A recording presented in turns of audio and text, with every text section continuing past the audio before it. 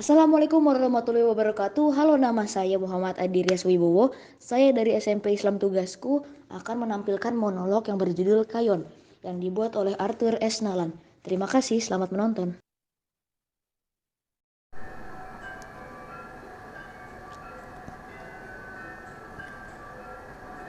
Kayon buyut hilang, kayon buyut hilang, kayon buyut hilang, kayon buyut hilang.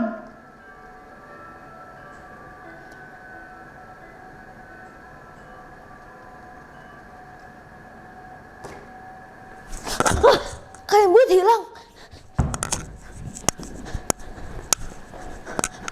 Ada yang melihat orang lewat kemari.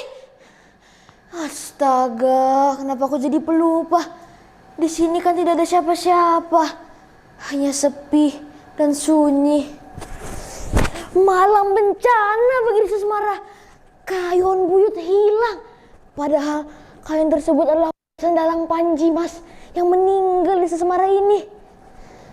Siapa yang mencurinya? Pesta teledek di balai desa. Aku curiga pada teledek yang baju merah senang larak lirik pada Wak Barjan, penjaga kabuyutan, yang menyimpan kain buyut dalam terowongan Cupu Manik. Pesta dari pagi hari, semua orang teler. Lalu Wak Barjan mabuk pulang ke kabuyutan Semarang. Aku cuma tukang bantu-bantu saja. Kerjaanku cuma nyapu, ngasih makan, minuman untuk pengunjung kabuyutan Semarang. Tapi ketika semua orang teriak, "Kayon buyut hilang!" aku merasa terpanggil. Aku harus mencarinya. Tapi kemana? Siapa pencurinya? Teledeknya baju merah itu? Hanya dugaanku saja. Aku juga tak sempat tanya Wak Barjan. Hanya kulihat ia terkapar depan pintu ruang Cupu Manik. Tapi ia pernah bilang begini, "Hei pekacar, kamu tahu apa yang harus dilakukan warga desa Semarang ini kalau kain buyut hilang?" "Apa, Wak?" "Kamu pernah dengar lakon Rama Tamba?" "Pernah, Wak." "Lakon Rama Tamba jadi penting karena kamu senang Hanuman, bukan?" "Ya," aku mengangguk. "Aku senang Hanuman. Meski satria monyet, tapi hatinya mulia. Perjuangan Rama tak akan berhasil tanpa Hanuman. Karena itu, aku, si pekacar, sekarang jadi Hanuman, membuat tambak kayon. Aku harus mencari daun pisang untuk kutebas tangkai daunnya." Sampai lupa. Aku kan suka bawa golok cepot. Golok sinong-nong namanya. Kemana aku cari kebun pisang? Kebun pisang Mak Sapton.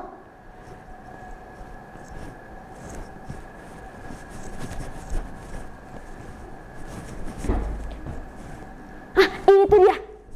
Ini lebar-lebar. Aku mulai menebas. 1, 2, 3. Tanpa terasa sudah terkumpul banyak. Aku mulai susun menuju Pulau Cemani. Kamu bacul! Mau apa kamu mengaliku? Kamu mau makan aku? Aku bukan anak gendut bontot anaknya Pak Gablik. Aku si pekacar. Nih golok, sana. Astaga, bacul tak takut golok. Sana, tiba-tiba dia menyerang. Aku terpaksa berguling-guling ke bibir danau. Aku meneriakkan nama makku. "Ma, tolong kejar!" Tiba-tiba bocil menghilang, berubah jadi Kang Samedin yang terkenal kuat dan berkumis baplang alias tebal hitam. "Hei kacar, kamu pemberani. Ayo, aku bantu menyusun daun ini." Aku dengan Kang Samedin menyanyikan lagu. "Rekete kayon tambak lancar, pring rekete kayon tambak lancar." Kamu saja, mau apa kembali kami? "Tenang, aku Samedin. akan kucekik. Kang Samadin bergelut dengan ular itu seperti Bima dengan naga banda. Kang Samadin kalah tenaga. Aku melempar sambil mengatakan, Kang Samadin, ini golokku. Kang Samadin menangkap golok dengan terampil. Golok si Nong beraksi. Kang Samadin bacok kedua mata ular tersebut. Cak! Cak! Tiba-tiba sanca besar menghilang. Berganti rupa menjadi Witri, anaknya Wak Cito yang suka jadi Cah Angon kebunnya Wak Kadulin. Witri, kamu mau bantu aku? Ayo, sebentar kita sampai Pulau Cemani. Kita pun bersiap-siap untuk ke Pulau Cemani. Witri menembang. Uripiku juduh, bisa kaya semut, nyawi nganggo barengan. Akhirnya kita sampai di Pulau Cemani. Kang Samadin bikin obor dengan cekatan dengan gesekan 2 batu. Percikannya meletik rumput kering dan menyalalah obor-obor kami. Kami berjalan perlahan mengendap-endap. Tung, tung. Kami melihat ada sebuah cahaya api unggun. Kami matikan obor kami supaya tidak mencurigakan.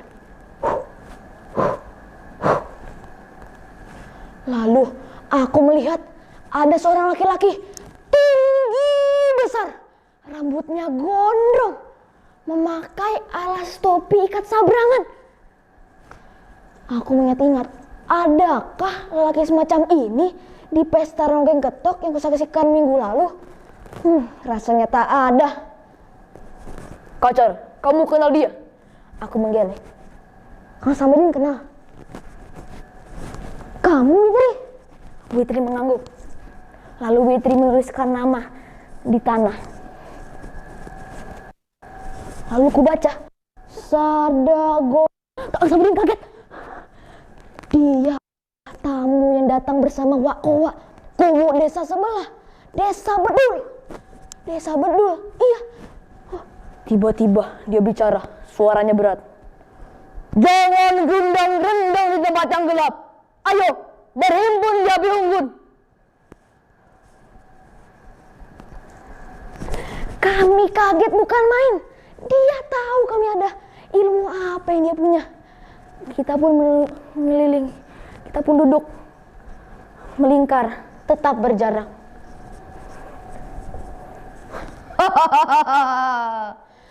Dia menatap kami satu persatu dengan tatapan yang senang, sama sekali tidak takut. Lalu dia berbicara. Kalian bertiga sangat berani datang ke Pulau Cemani ini. Ini adalah pulau yang terkenal sangat dan tak ada orang berani datang ke pulau ini. Kami berani. Kamu mencuri kain buyut ya?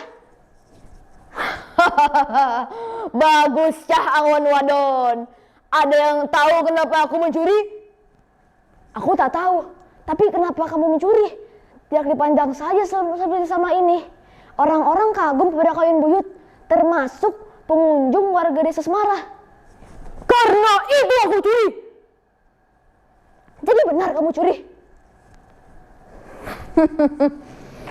Aku curi karena kayon ini selama ini hanya dipandang dan dikagumi.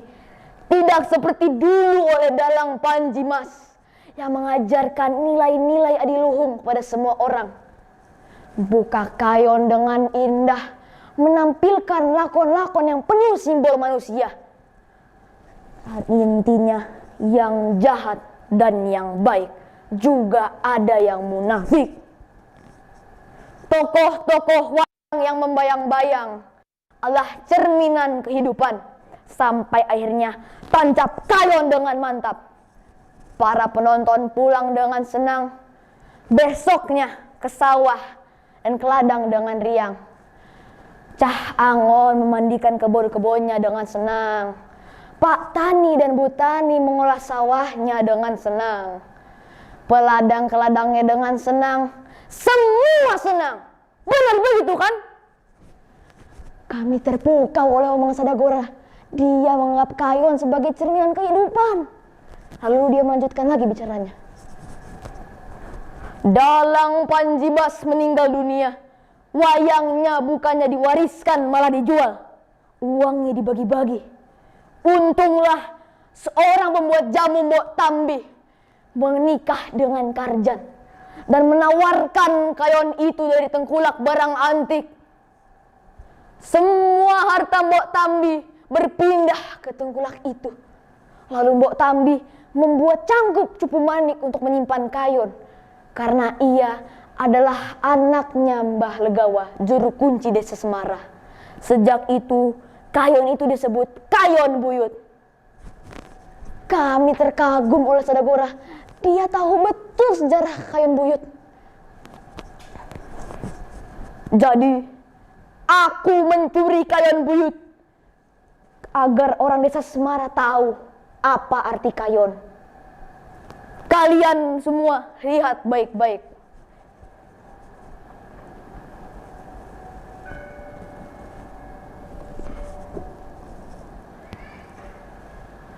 Kayon Gapuran ini diapit 2 buta yang memegang gada atau pedang tameng.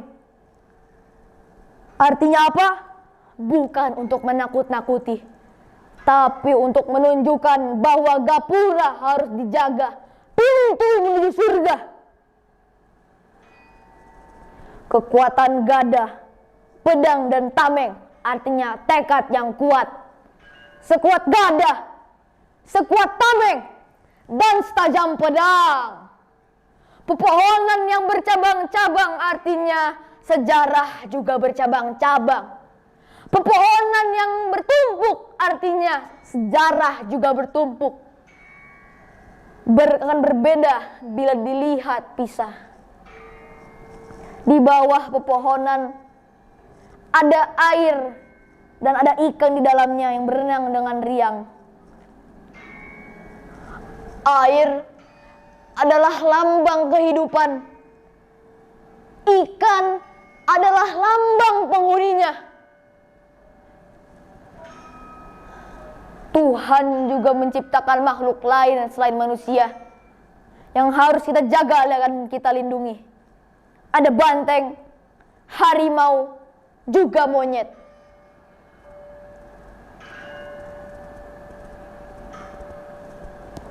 Kita harus menjaganya sampai waktu manusia tiba. Pupus!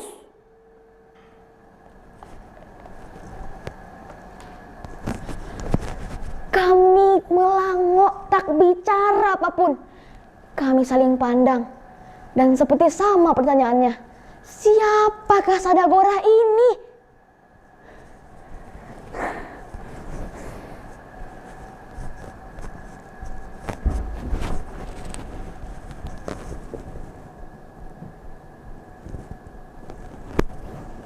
Aduh. Wah, basah. Dasar anak gunco. Habis nonton wayang lupa sembayang. Udah siang. Mbak Wakarjan pas sudah menunggu di makam. Kalau udah kunjung buyut, kamu pergi sana beres-beres. Apa? Aduh, aku mimpi. Kayak Buyut dicuri, Kang Samedin, lalu Witri, lalu Sadagora. Aduh, mimpi yang aneh. Aku tanyakan pada Wakarjan.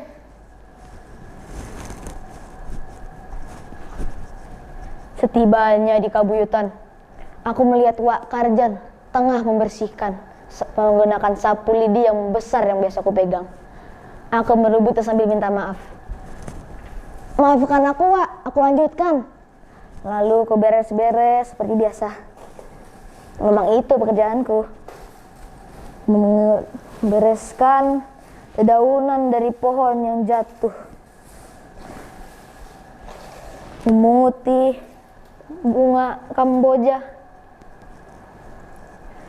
Setelah selesai bekerja, aku melihat Wakarjan tengah membuka cangkup cupu manik.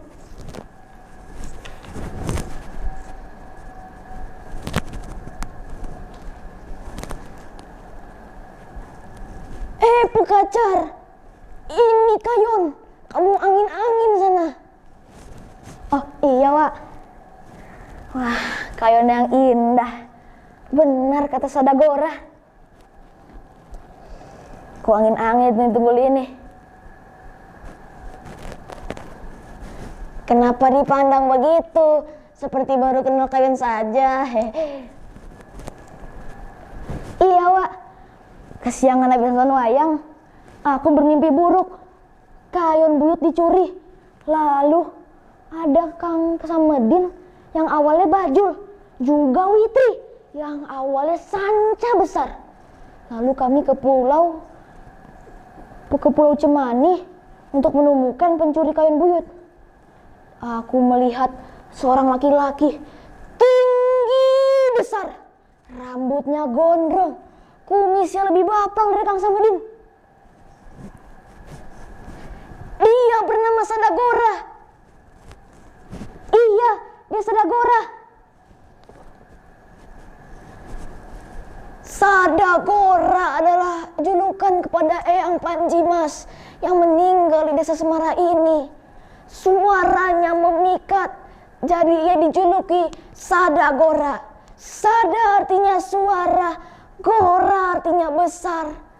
Kamu akan mendapatkan pulung. Hah, yang benar, Wak? Lihat saja nanti.